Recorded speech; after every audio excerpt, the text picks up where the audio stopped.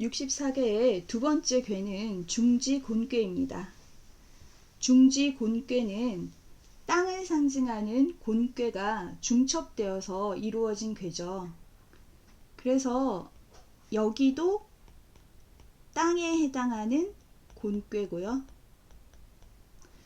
이 위에도 마찬가지로 땅에 해당하는 곤괴입니다.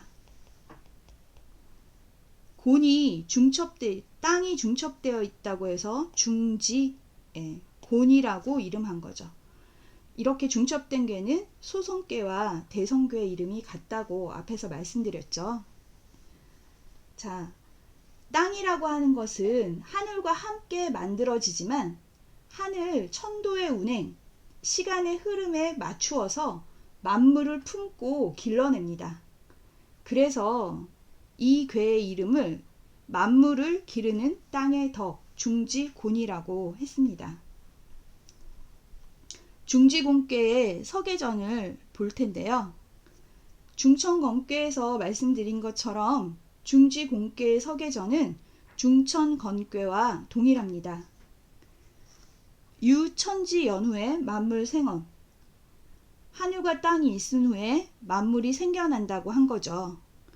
중천건과 중지곤, 이 둘이 동시에 생겨나서 우주가 시작되었음을 말하고요. 그 우주의 시작을 통해서 만물이 생겨난다는 것을 의미합니다. 양기가 움직여서 하늘이 되고 음기가 뭉쳐서 땅이 된 다음 우주의 시작과 만물의 탄생이 이어지는 거죠. 그럼 이제 중지곤괴의 대상전을 보겠습니다. 상왈, 지세, 곤, 군자, 이, 후덕, 재물.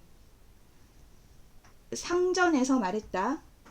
땅의 형세가 곤괴이니 군자가 이것을 보고 덕을 두텁게 하여 만물을 품는다.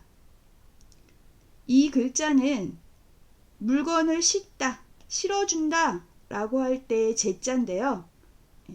만물을 땅이 그 위에 싣고 있다 라는 것은 땅이 그 만물을 품는다 라고 해석하는 것이 좀 더 자연스럽겠죠? 중지곤괴에서도 마찬가지로 대상전은 궤의 상, 이 기호 8궤를 위아래에 어떻게 배치되었는가를 설명하는 것으로 시작합니다. 앞서 중천건괴에서는 아래와 위에 모두 양효로 이루어진 건괴가 중복되어 있는 것을 보고 천도의 운행이 계속 이어지는 것으로 설명했죠.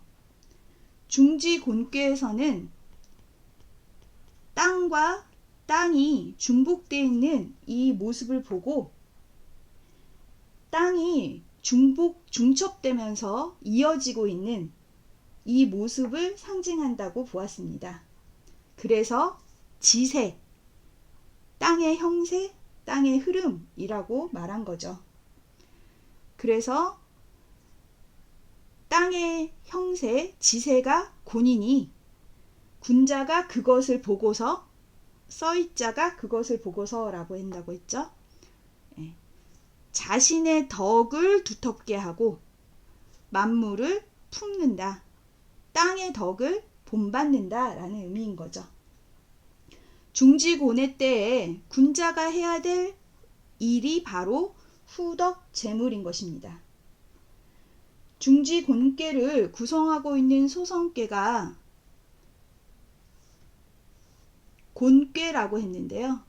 이 곤괴는 물상으로는 땅을 상징하지만 그 성정을 얘기한다면 순하다고 합니다.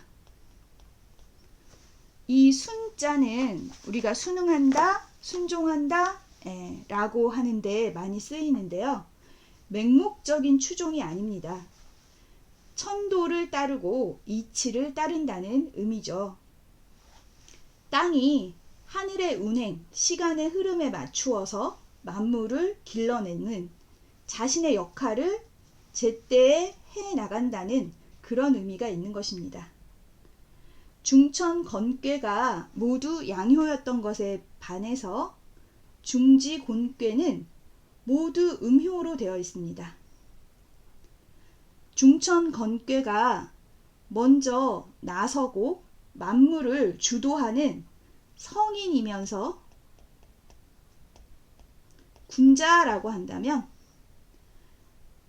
그리고 군주라고 한다면, 중지곤꾀는 그 지도자를 따르는 군자이면서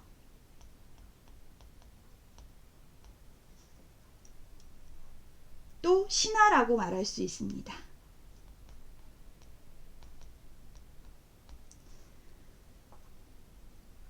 그러니 중지곤꾀의 상을 보고 군자는 천도에 맞추어서 세상을 이롭게 하고, 그리고 올바름을 굳게 지켜나가야 하는 것이죠. 앞말이 땅끝까지 걸어가듯이 자신이 해야 할 일을 꾸준히 해야 한다는 것입니다. 하늘이 기운으로 운행한다면 땅은 형체가 있어서 실질적으로 만물을 싣고 품어줍니다. 땅의 작용을 본받기 위해 군자가 해야 할 일은 자신의 덕을 두텁게 하고 모든 존재를 길러내서 그 존재가 생겨난 삶의 의미를 다 이룰 수 있게 해주어야 하는 거죠. 자신의 덕을 두텁게 하기 위해 수신 제가에서 출발해서 치국 평천하에 이르기까지 굳건하게 실천하면서도 부드러운 덕으로 포용력을 발휘해야 할 때라는 의미가 됩니다.